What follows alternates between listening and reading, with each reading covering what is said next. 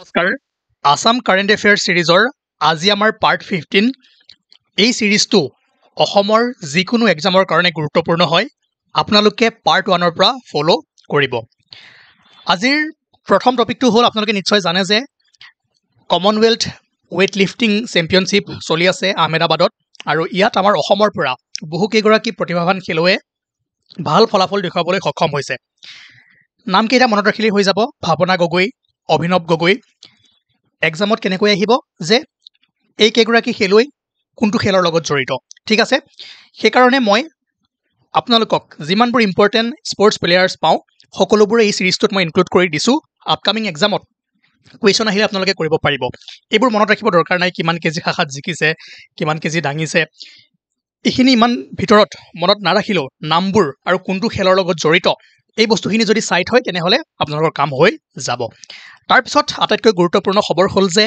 AMCH Assam medical college and hospital recognise as centre of excellence for rare disease আৰু আপোনালোকে জানে Assam medical college 1947ত স্থাপিত কৰা হৈছিলে আৰু এখন নৰ্থ ইষ্টৰ প্ৰথমখন মেডিকেল কলেজ আছিলে আৰু initially known as Berry White medical college ঠিক আছে এই বস্তুখিনি সকলোৱে জানে বুলি মই ধৰি লৈছোঁ The Ministry of Health and Family Welfare, through its Rare Disease Cell, officially designated Assam Medical College and Hospital as a Center of Excellence for Rare Diseases under the National Policy for Rare Disease 2021.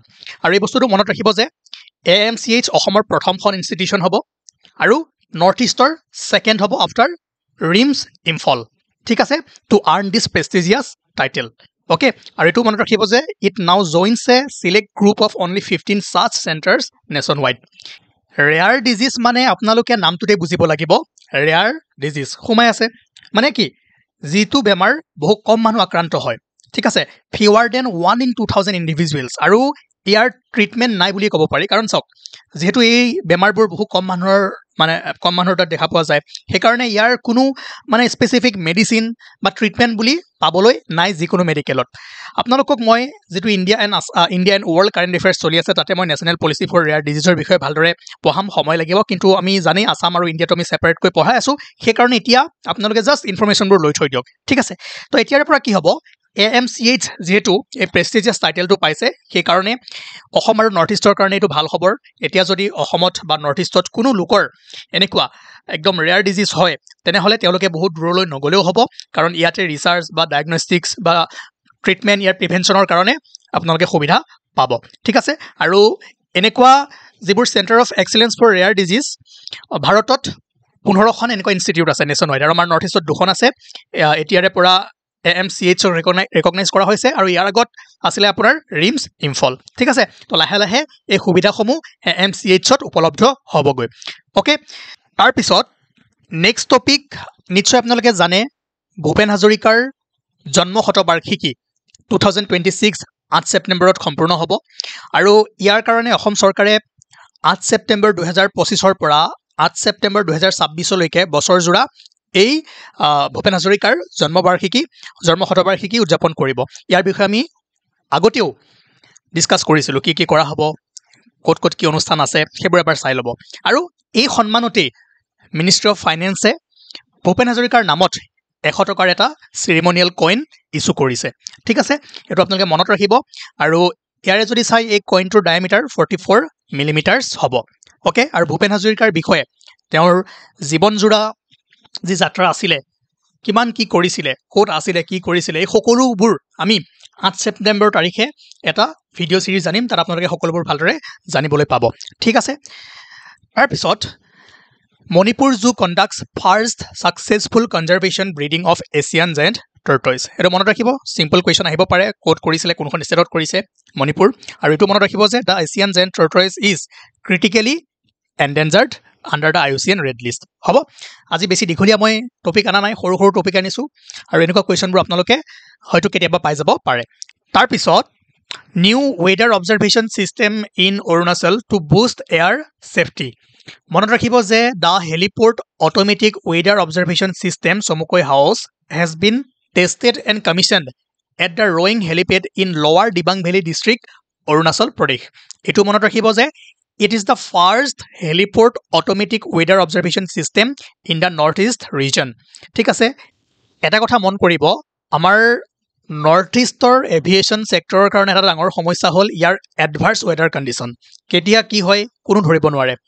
এই বৰষুণ আহে, এই নাইকিয়া হৈ যায়, dance cloud আহি যায়, যাৰ কাৰণে এভিয়েশ্যন ছেক্টৰত যিমান আগবাঢ়িব লাগিছিলে সিমান আগবাঢ়িব পৰা নাই। ফ্লাইটবোৰ কেঞ্চেল হৈ যায়, হেলিকপ্টাৰৰ চলাচলৰ কাৰণেও অসুবিধা হৈ যায়। ঠিক আছে, গতিকে ই কি কৰিব, provides real time accurate weather data like wind speed, direction, temperature, humidity, pressure, visibility, cloud height, যিবোৰ essential for safe helicopter and aviation operations in remote and hilly terrain. ঠিক আছে, আৰু অৰুণাচল প্ৰদেশৰ বিষয়ে নিশ্চয় আপোনালোকে জানে, ডিফিকাল্ট টেৰেইন হয় নাই, হিলি এৰিয়া হয়, লগতে এডভাৰ্ছ ৱেডাৰ কণ্ডিশ্যন, কেতিয়া চেঞ্জেছ হৈ যায়, কেতিয়া বৰষুণ আহি যায়, ভিজিবিলিটি কেতিয়া কমি যায়, এইটো একো ধৰিব নোৱাৰি। ঠিক আছে, সেইকাৰণে ইয়ে অৰুণাচলৰ এভিয়েশ্যন ছেক্টৰত এটা বুষ্ট আনিব।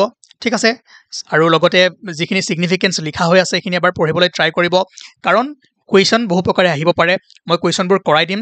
যেনেকৈ জানুৱাৰীৰ পৰা জুলাইলৈকে আমি MCQs কৰিছোঁ, তেনেকৈ আগষ্ট মাহটো শেষ হ'লে আমি আগষ্ট মাহৰ সকলোবোৰ কাৰেণ্ট এফেয়াৰ্ছৰ MCQs কৰি দিম। ঠিক আছে, এতিয়া টপিকবোৰ চাই যাওক আৰু যিমান পাৰে মনত ৰাখক। তাৰপিছত ঢেকীয়াখোৱা বৰ নামঘৰত উন্মোচন, আমেৰিকাত নামঘৰ। এই নিউজটোৰ কাৰণে এটা বস্তুৱে মনত ৰাখক যে নামঘৰ ইন আমেৰিকা এই কিতাপখনৰ লেখক কোন? য়েছ, ডক্টৰ বিনয় বৰদলৈ। মনত ৰাখক, লিষ্ট 1 লিষ্ট 2 মিলাব দিব, নহ'লে ডাইৰেক্ট সুধি দিব পাৰে। অ'কে, ইয়াৰ আগৰ ছেশ্যনটোত আমি কেইটামান কুৱেশ্যন দিছিলোঁ, তাৰ এনচাৰ ক'বলৈ গৈ আছোঁ। আৰু এটা কথা মন কৰিব, যদি আপোনালোকে কিবা জানিব বিচাৰে তেনেহ'লে এই নাম্বাৰটোত হোৱাটছআপ কৰিব সকলোবোৰ। যদি কিবা PDF ল'ব বিচাৰে আৰু বেলেগ কিবা জানিব বিচাৰে তেনেহ'লে ইয়াত কণ্টেক্ট কৰিলে পাই যাব। ঠিক আছে, ইয়াতে 5টা কুৱেশ্যন দিছিলোঁ। মেক্সিমামে মানে এটা বস্তু ভুল কৰিছে, আৰু যিসকলে শুদ্ধ কৰিছে তেওঁলোকৰ নাম মই ৰাখিছোঁ, তেওঁলোকলৈ মই মেইল কৰিম আৰু আমাৰ গিফ্ট ল'ব পাৰিব। ইয়াৰ উত্তৰটো হ'ব 1, 2 and 3, কাৰণ লোকটাক লেক ক'ত আছে? মণিপুৰত আছে। আৰু ইয়াতে নট সুধিছে। ঠিক আছে, মাধৱদেৱৰ ৱৰ্ক নহয় বুলি সুধিছে, গতিকে কীৰ্তন ঘোষা আৰু Gunamala. 2 and 4 option D correct. ইয়াত আপোনাৰ অপশ্যন ডি হ'ব ৱাটাৰ ভেপাৰ। ইয়াৰ উত্তৰ হ'ব আপোনাৰ ৰাধা গোবিন্দ বৰুৱা। আৰু এইটো সকলোৱে জানে বুঢ়ী আইৰ সাধু।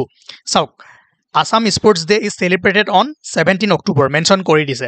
ঠিক আছে, ৰাধা গোবিন্দ বৰুৱাৰ বাৰ্থ এনিভাৰ্চাৰী। 3 ছেপ্টেম্বৰ অভিৰুচি স্পৰ্টছ ডে, ভোগেশ্বৰ বৰুৱা। হ'ব, গতিকে আজিৰ ছেশ্যনটোত ইমানেই আছিলে। নেক্সট আমি আকৌ কিছুমান কুৱেশ্যন দিম, আপোনালোকে কৰিবলৈ ট্ৰাই কৰিব, আৰু এই ছিৰিজটো কণ্টিনিউ হৈ থাকিব। আপোনালোকে প্ৰথমৰ পৰাই ফ'ল' কৰিব। আজি ইমানেই আছিল, আমি আকৌ লগ পাম। Thank U.